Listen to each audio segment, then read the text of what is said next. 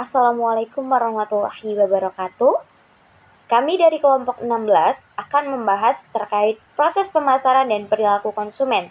Ada baiknya sebelum kita menyaksikan presentasi, kita perkenalan lebih dahulu. Perkenalkan, saya Valentina, lalu ada rekan saya, Girhel, Komang, dan Lucky. Untuk masuk kepada materi presentasi kita, ada baiknya kita mengetahui apa sih proses pemasaran itu.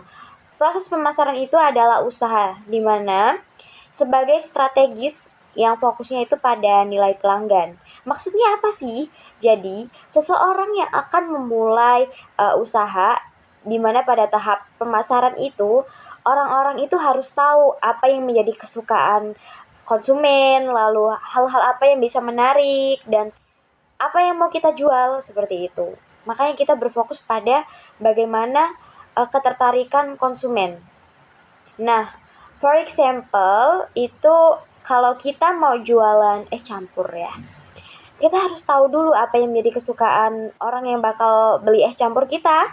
Apakah yang suka isiannya jelly atau buah. Jadi kita harus perhatikan hal itu.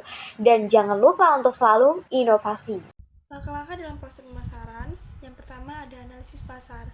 Analisis pasar adalah langkah awal yang penting dalam proses pemasaran. Tujuannya adalah memahami kondisi pasar agar strategi yang disusun bisa tepat sasaran.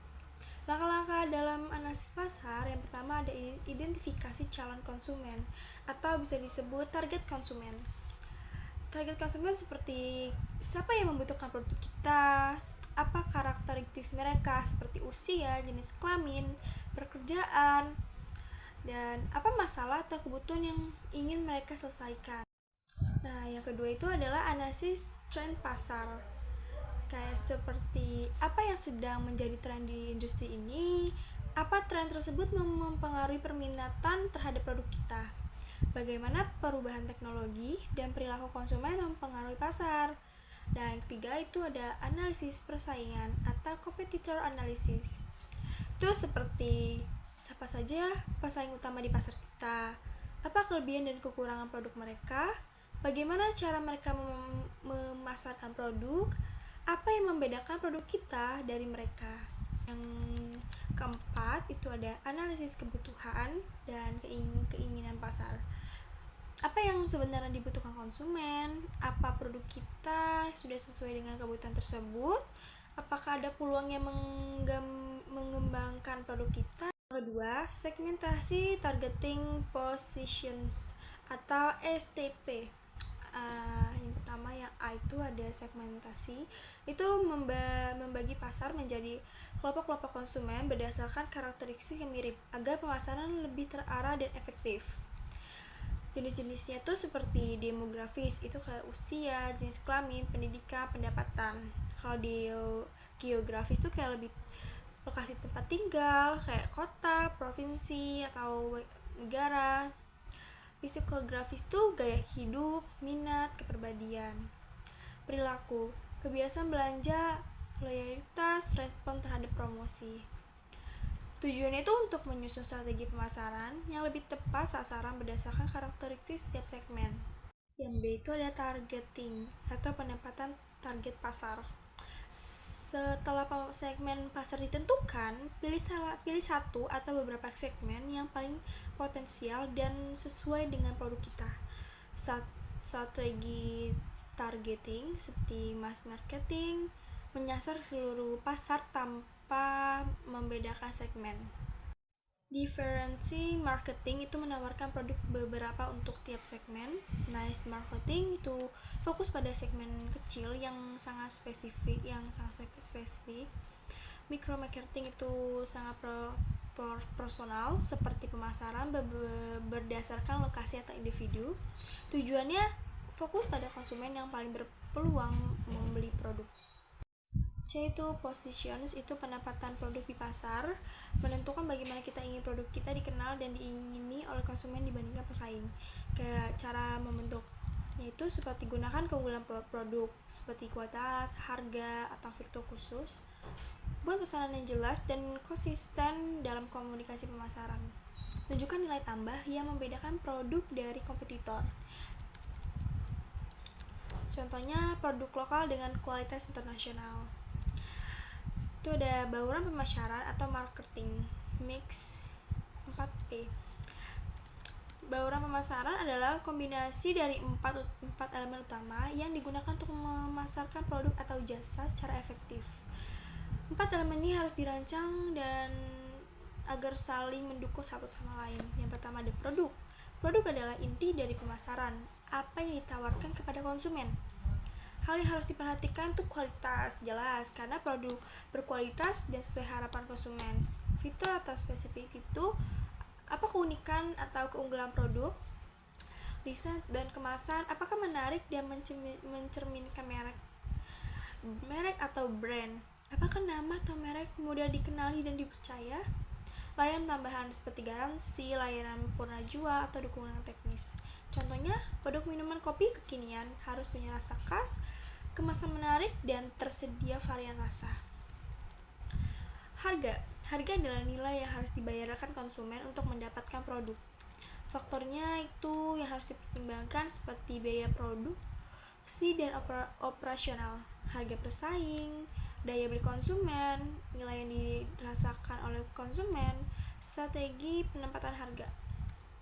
Itu ada penetration pricing, itu harga rendah untuk masuk pasar. Skimming pricing itu harga tinggi saat awal peluncuran. Competitive pricing itu mengikuti harga pasar atau pesaing. Value based pricing berdasarkan persepsi konsumen terhadap nilai produk. Atau distribusi. Tempat adalah bagaimana produk dijual dan distribusikan agar mudah diakses oleh konsumen.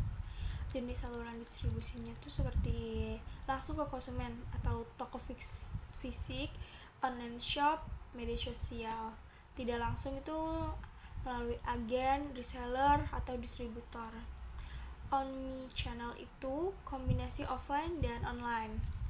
Pertimbangannya lokasi yang strategis, kemudahan akses dan kecepatan pengirim, biaya distribusi. Terakhir D itu ada promosi. Promosi adalah cara perusahaan menginformasikan, membujuk, dan mengingatkan konsumen tentang produk. Bentuk promosinya melalui iklan, bisa di TV, media cetak. Promosi penjualan itu diskon, kupon, bundling. Pemasaran digital itu bisa di media sosial, email marketing, konten kreatif. Public relations, membangun cita positif lewat kegiatan sosial atau publikasi.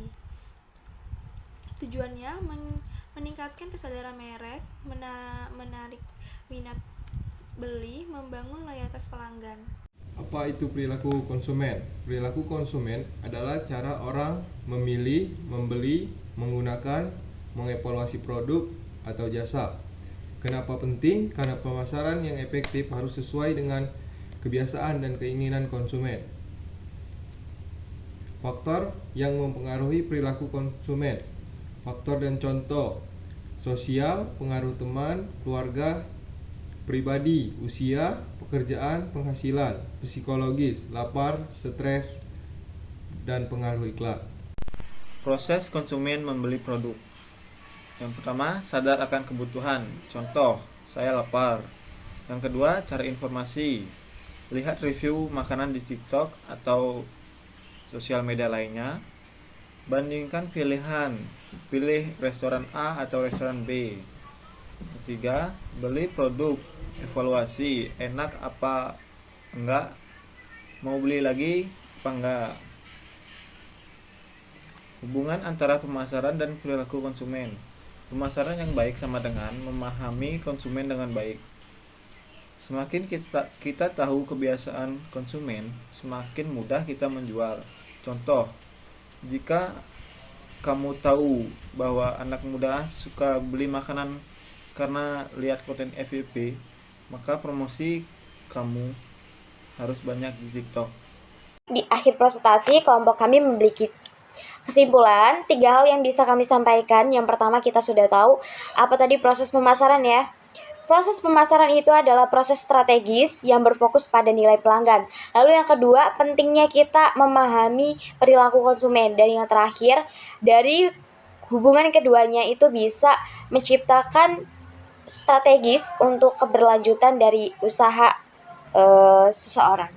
Mungkin itu yang bisa kelompok kami sampaikan, kurang dan lebihnya kami ucapkan terima kasih.